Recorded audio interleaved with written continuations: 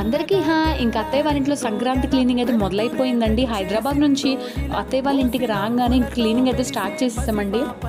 ఇంకా సంక్రాంతికి ఎన్నో డేస్ లేవు కదండి, అందుకని సంక్రాంతికి ముందే అన్ని పనులు కంప్లీట్ చేసుకోవాలని అయితే ఇంకా పనులు స్టార్ట్ చేసేసామండి. రాగానే ఇంకా సామాన్లన్నీ తోమేసి డాబా పైన అయితే అత్తయ్య ఆరబెట్టారండి. ఇంకా నేనైతే వీడియో తీసుకుంటానన్నాను, ఎందుకంటే చూడగానే చాలా ముచ్చట అనిపించింది. చాలా నీట్గా సదిరారనమాట.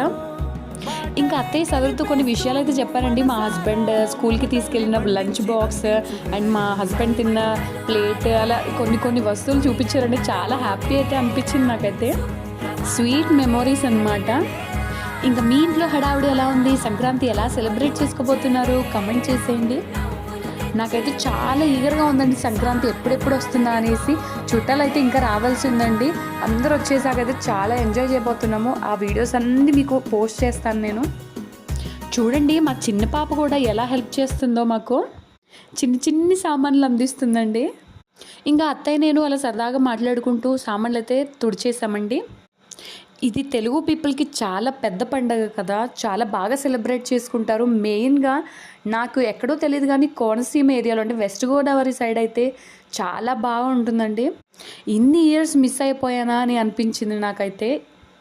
ఇంకా ఇంట్రెస్టింగ్ వీడియోస్ వస్తాయి, తప్పకుండా మిస్ అవ్వకుండా చూడండి. బాయ్.